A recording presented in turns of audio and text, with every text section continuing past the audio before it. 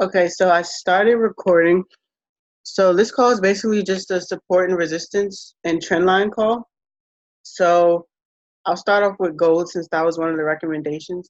So first off, are you guys familiar with support and resistance? Yes. So just in case you're not, right? So we consider a support line an area where price comes down and touches it at least 3 times.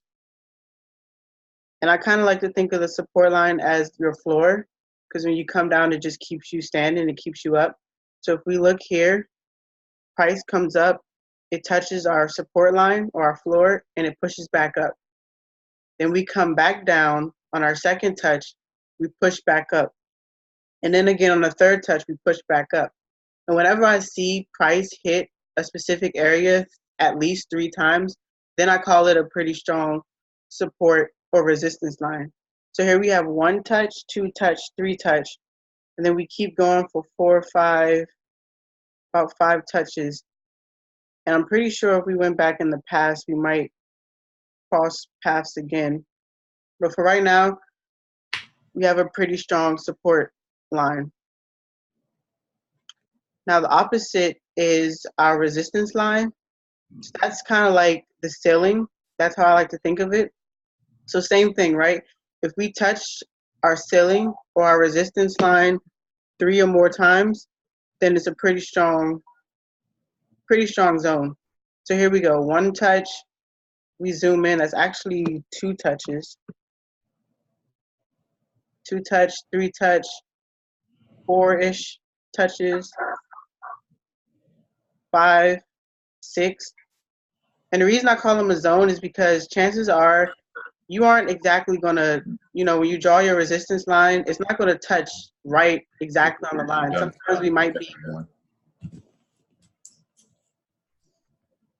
Sometimes we might be a little short, but overall, as long as it's in the same area, the same zone, then you can consider all of this your resistance zone or your support zone. So does that make sense so far? Yeah, it does. Okay, perfect. I'll go over a few more examples of that. This is GA. This is one of the pairs that I like to look at a lot. So if we look here at this blue support zone that I drew, we have a touch here.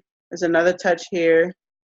That's 2 touches, 3 touches, 4 touches. Yeah, so about 4 touches on that support line. So I would consider this a pretty strong support line or support zone.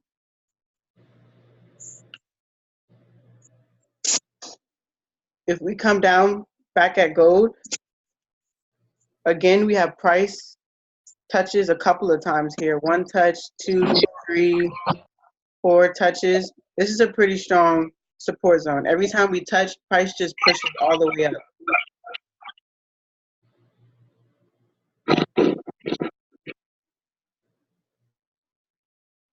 How far do you usually look back to draw your support and resistance lines? Good question. So when I was practicing, I actually went back years just to see how strong these zones were. But now that I'm a little bit more experienced, I try to stay in like the present time. So US 30, for example, when I say I try to stay in the present time, at least in this week, here we have price. It comes up to this area and we have 1 touch, 2 touch, and we just have this third touch before the market closed. I would consider this a pretty strong resistance line. But I mean, if you're trying to practice, I would just keep going out, even try and switch between the 1 hour and 4 hour time frame. You can either try the daily or go higher. But here on the 4 hour chart, we go back all the way to October of last year, right? I drew a zone about a month ago for this area here, and if you go back to October September-ish of last year, we can still see that this is a pretty strong zone. So so yeah, I mean, it depends on you. If you want to practice and test how strong it is, go back a few days, months, or even years. But me, I try to stay in the present time. Um, Okay. yeah. Does anyone else have any more questions? The next thing I'm going to talk about, if you guys are good on support and resistance lines, are your trend lines. So I kind of think of them as the same thing. To me, I see them as support and resistance lines, but more so on a slant, right? So here, clearly this is a downtrend, right? So clearly this is a downtrend. I draw the trend, and you can kind of think of this as a resistance line because price comes up to this area and it pushes back down, right? Kind of like this line right here when we drew it out as a resistance. Well, actually, I don't know why that's there, but so let's say this is a resistance line. Price came up, pushed down, came up again, pushed down. Same thing's happening here on this downtrend. Price is hitting it and it comes back down. We hit again, comes back down. When you see 3 touches on that trend line, then again, you want to consider this a pretty strong trend line, right? A pretty strong downtrend. 1, 2, 3 touches, 4, 5, 6 touches total. And price just keeps pushing down off of it. Over So here, we have, are trend lines also considered like zones of the area? So like it doesn't have to hit it necessarily like right on the line, but it's a zone. right. So yeah, it's not going to touch. Oh crap! It's not going to touch exactly on the zone. Like here, we see it overshoots it a bit. Here, it peaks out a little bit. It's not going to be like precise. It'll normally hit in that area. So yeah, you can kind of think of it the same as with zones. So this is clearly an uptrend. Price hits it once, twice, 3 times. This is a strong buy trend. It shoots up. Touches again, shoots up. Touches again, shoots up. Here, it looks like it's touching it. It could break it, but we're just gonna have to wait a few hours to see what actually happens in this case. Same thing here. We have an uptrend. We have a couple of touches here, so I already know that's a strong. Um, well, actually, no. This is more so consolidation. So you have a touch here, touch here. This will be the third touch. If you're unsure about all of this and think it's consolidation, just be patient and wait a while. We have another touch here. This is another perfect entry where you can get in and price comes up. 4, 5, about 6 more touches. This is a really good buy trend. We zoom out in the 4-hour, same thing. Here's another trend line. 1 touch, 2 touch, 3, 4, 5, 6. This is an awesome buy trend right here. So yeah, does anyone have any questions on trend lines so far? Yeah. So I know we're looking at the signal right now on a really extended view, like it looks like it's monthly. So so I'm guessing you study this pair. So I know it doesn't like it has like it hits 1, 2, 3, 4, 5, amount of times. But in between hitting that, do you still get in on the like a sell or a buy, even though it hasn't hit the trend line or a support and resistance line? Um, so you mean like if I were sitting right here, even though Yeah. it's not touching this line, would I get in for a sell? Yeah. Yeah, I could get into a sell, but only if it's rejecting another support or resistance line. So right here, this is a resistance line. Price comes up, rejects, comes up, rejects. Here was the first touch, 1, 2 touch, 3 touch. So, and is this a wick? and this is a crazy wick. So yeah, I could have, very much got in for sell right here. But you have to be careful. Like, don't just hop into it without any type of analysis. If you're thinking about hopping in for sell, make sure that you have another support or resistance line to verify that this could possibly go down. Does that make sense? Okay, so you draw like multiple support and resistance lines. Yeah. So every time, like we're thinking in real time. Let's say time is right here, right now. You don't have all of this Right. yet, so you're really just looking off of everything in the past. So yeah, I do make multiple support and resistance lines based on what's already happened. Okay. Yeah.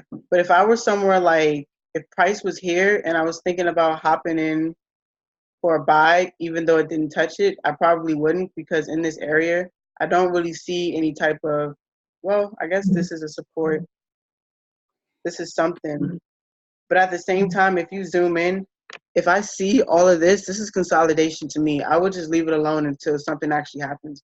But for the most part, whenever I make a move, it's on my trend line or it's on my resistance and support zone. But yeah, good question. Anyone else? Can you talk more about consolidation? Okay, yeah. So consolidation is, let me find something totally dramatic.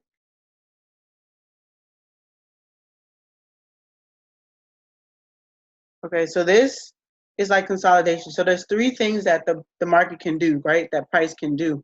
It can go up, it can go down, or it can just stay in one area, right? When it just stays in one area, we call that consolidation, right? If you hop in for a buy here, or if you hop in for a sell, either way, you're really not going to do anything because price is just it's just playing with your emotions at this point. So that's what I mean by consolidation is when literally the market is moving sideways as opposed to going up and down.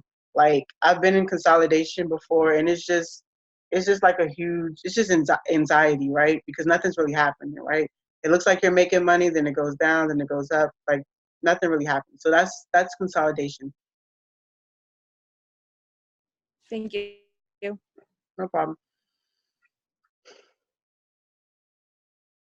Any more questions on support, resistance, trend lines? So, for the consolidation, like, Mhm. do you basically just wait for it to, do whatever it's doing, and then so like, when do you know when a consolidation like area is going to be over and it like spikes up or down? Hmm. Right. So you won't know like just by looking at it. You can't say, okay, at 6 o'clock it'll be over. You kind of just have to be patient. So on a 4 hour chart, April 2nd, this basically happened consolidation almost the entire month of April, right? From April 2nd to about April 24th. You just have to be patient on it. I'm sure if you went to the 1 hour, it might not have been.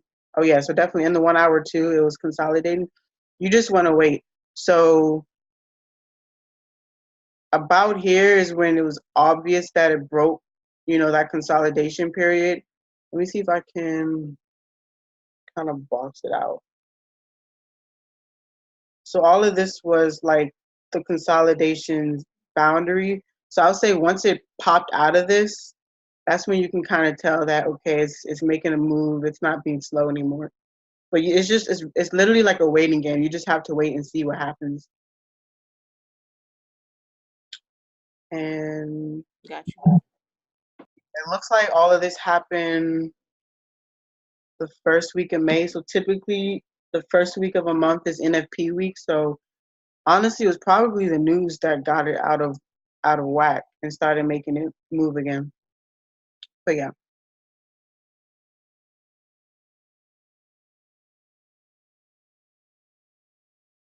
Any more questions on that? Okay. So the next thing I'll talk about are your candlesticks. That's another thing that I like to look at when I'm looking for a good entry, right? So if we zoom in, right, these candlesticks have so many different shapes and sizes, but really some of these shapes actually mean something, and they can be a good indication as to when it's a good time to get in for a buy or a sell. So there's actually an app. If you write this down, it's called the JCP app, Japanese Candlestick Patterns. And when I first started trading, this is something that I relied on a lot because it teaches you what all the candlesticks means. And in this app, I mean, it goes through a ton of different candlestick shapes and sizes, and it even gives you like quick quizzes that'll test you and make sure that you really understand what this candlestick means and how you can be effective with it. But out of all the candlesticks that I learned about, there was really two of them that were the most prevalent, and that's the doji and the engulfing candlestick. Engulfing. So I'll kind of talk about what those mean. Whenever I get into a trade, I'm always looking for one of these two candlesticks. So your doji is a candlestick that has a really small body and very long or large wicks. So what is that?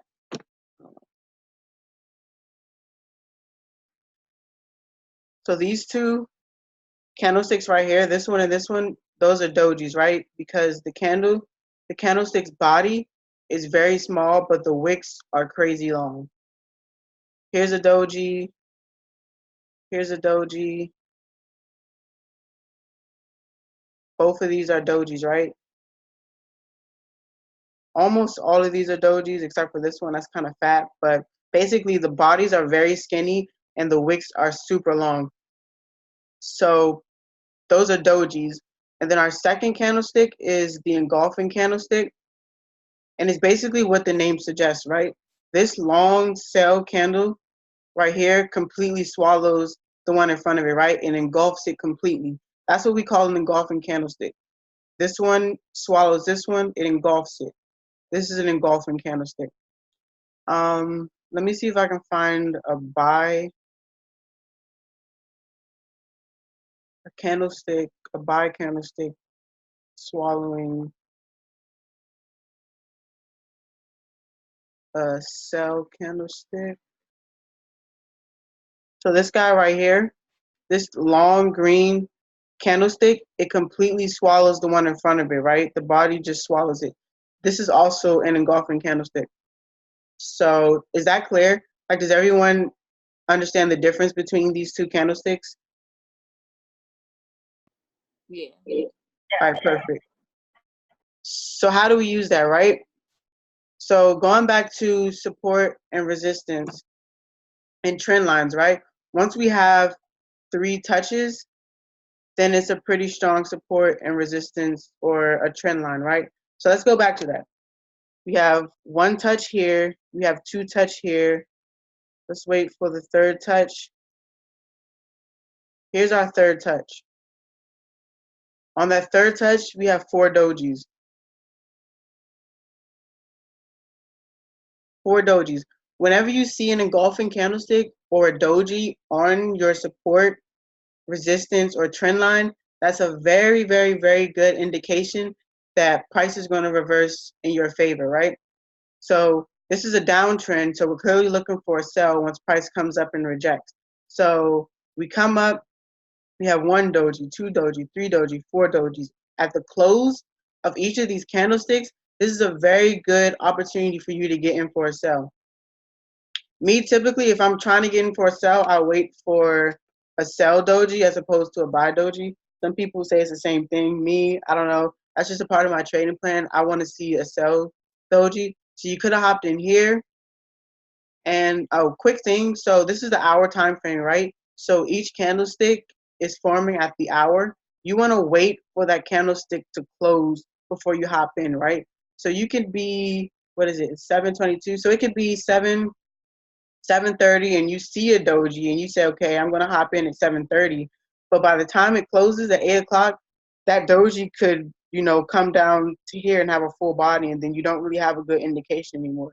So when you're looking for a good entry, please wait for your hour candle, whatever time frame you're in. Just wait for that candlestick to close completely before you hop in. So you have this doji, you wait for it to close, you hop in. If you're patient for 1, 2, 3, 4 hours, price drops. If you missed getting in here, here's another sell doji you could have gotten here. And then if you missed it again, right? If you didn't get in here, you see this green doji, you're like, oh, okay, it's not a sell doji. I need to wait. Boom. We have an engulfing candlestick right here. This candlestick swallows this one. Again, wait for this hour to close and then hop in and price drops, right? If you hopped in when it closed, you would have caught at most about 50 pips. And then we come into another consolidated area again, and we have another touch.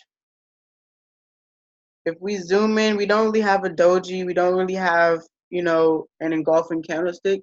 Me personally, because of the way I trade, I wouldn't have gotten in, even though price dropped, because it just wasn't a strong enough confirmation. But this area, we have another touch. That's a doji. I would have hopped in when this candlestick closed, and let's see how many pips that is. That's about 50 pips. If you waited longer, 80, almost 150 pips. And price it keeps dropping from there. Right, so here we found two good entries just by looking at dojis and engulfing candlesticks. Now, if we look at this trend line,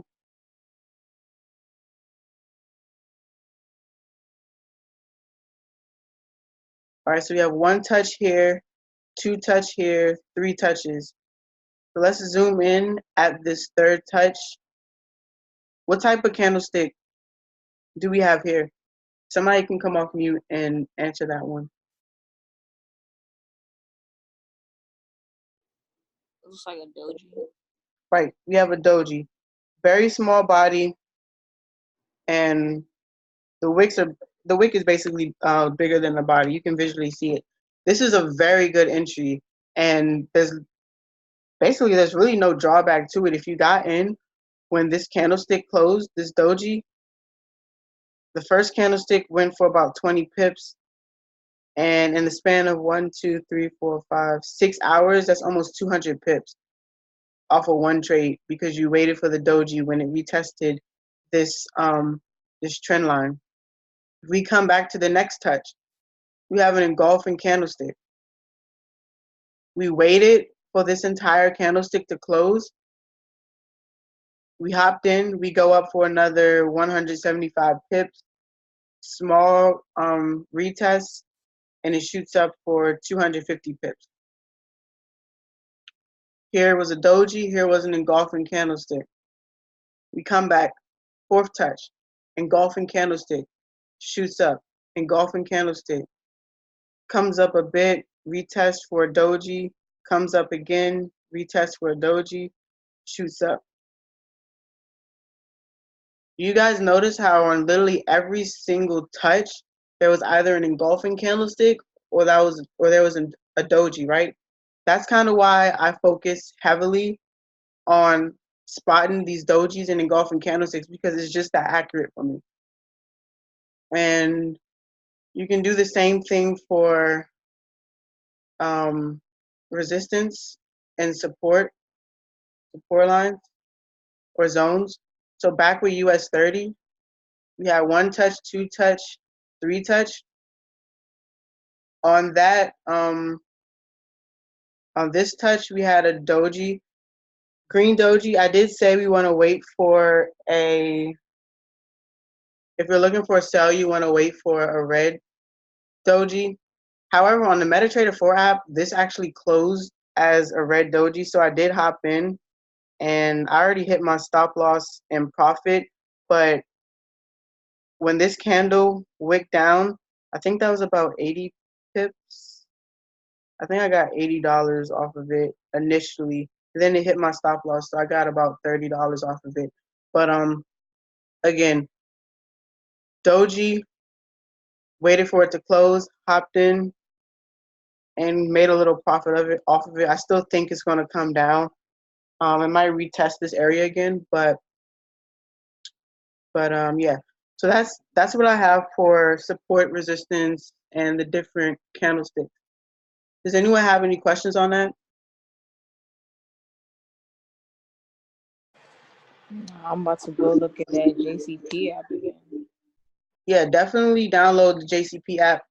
That one helped me out a lot. And it also sends like these, I don't know what you call them, like random motivational messages throughout the day.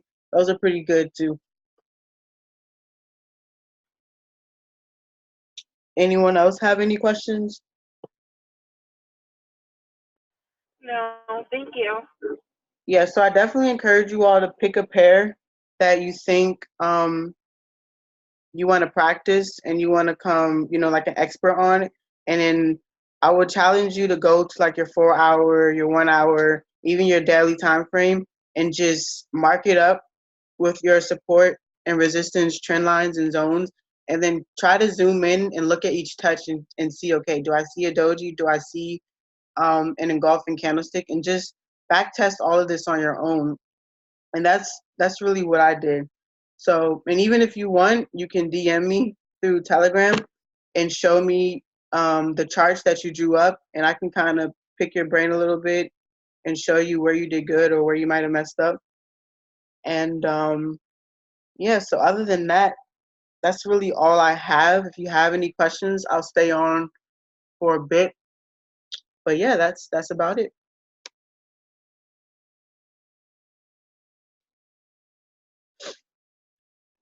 Thank you. Thank you. It was Thank really That's really you. helpful. helpful. Thank you. No problem. Thank you. Nicole, I actually did have a question. I know you said the dojis. When you see the dojis, usually that means that it's about to reverse. What is the engulfing one? I missed that one. The engulfing one. What would that show you or tell you? Right. Hold on. Let me go back to the chart. So essentially, the engulfing, it'll give you the same type of sorry, it'll tell you the same thing as a doji. It'll confirm whether or not price will go up or it'll go down. So if we go back to this trend line, Mm-hmm. we have this touch here and we have this really long candlestick. This is your Mm-hmm. engulfing candlestick because it swallows the one in front of it. If you see that, that's a good indication that um, price is going to continue upward. So if you waited for this to close, it did shoot up. I think that was like 20 pips. Oh, wow. That's actually 60 pips. It went up 60 pips. So on a point zero 0.01 lot size, that's $6. Um, so yeah, basically you just want to wait till you see either the doji or the engulfing candlestick on a support or resistance line or a trend line, and it'll kind of verify that, okay, if you're looking for a buy, right, this is an uptrend, you see the Mm-hmm. engulfing candlestick, that's a good indication that, yeah, this buy is going to continue upward. So it means it's basically it should be still following the trend, basically. Right, right. Okay. And yeah, so one more thing, like just to be clear, like nothing is 100% guaranteed, Mm-hmm. but it's a super strong indication that it'll go up. Okay. Also, when you do your trend lines, I know you said you usually mark yours up like on the hour, but do you mark your trend lines up on like the hour too, or would you do that over a day on the daily? Hmm. Yeah, for the most part, because I trade like strictly off the hour, I draw everything on the hour chart. But if I see something that I'm not like it looks a little iffy to me, Mm-hmm. then I will go up to like a higher time frame because that'll kind of verify it for me. If I can see it on that higher time frame, then it probably is a strong trend. So so to be honest, this red trend that I saw here, I didn't really see it without the line. I mean, on the 1 hour time frame, I really Mm-hmm. didn't see it. When I went to the 4 hour right here, it was a lot more clear. So Right. sometimes when things aren't clear to me, I'll go up a time frame or even here the day. See, all the way down here, I didn't even notice how low price was. But even from down here, if I take, if I draw the trend line, we can see that it's been going up since it looks like 2013. So, this is something that I couldn't see on the 1 hour time frame because you just can't, you know. Okay. So yeah, I go up just to be more certain about what I'm thinking of. Okay. Also, where you had that trend line on the one you just drew, so I saw that at the top of that the trend started to reverse a little bit. So is that like consolidation right there that would let you know that it's about to reverse, or because it reached that resistance, well, it would could, I don't know if there's a resistance line up there, but or a resistance zone at the top, but I see that it did start to reverse. How would you like be able to gauge that it's about to start reversing? Okay. So there's this thing called higher highs and lower lows, higher Mm-hmm. lows, something like that. Probably should brush up on that.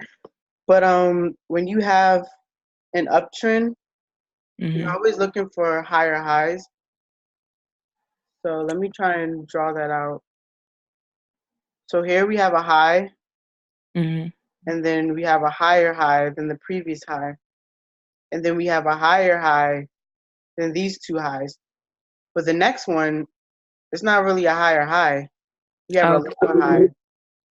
When you start to see that, that's kind of showing you that okay, we're gonna, start switching from an uptrend to a downtrend. So then you have a Okay. lower high. We keep going. Both of these right here, lower highs. Keep going. Here's a lower high. And then we can kind of pull out our trend line tool and Mm-hmm. see, okay, maybe this buy trend is not going to last much longer. I see these lower highs. And that's basically exactly what it does. It just drops crazy and Right. hits another lower high. So that's kind of a good indication that, okay, it's getting slow. It's not really doing, what it used to do. Let me delete this buy trend line and let me start focusing on this sell trend line. Okay. Does that make sense? Yeah. Thank you so much. No problem.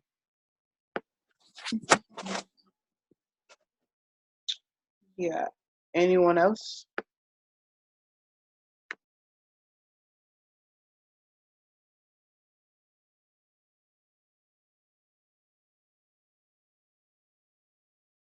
So yeah, like I said, if you have any questions, I'll stay on for a bit longer. But yep, that was the training. Thank you. You're welcome.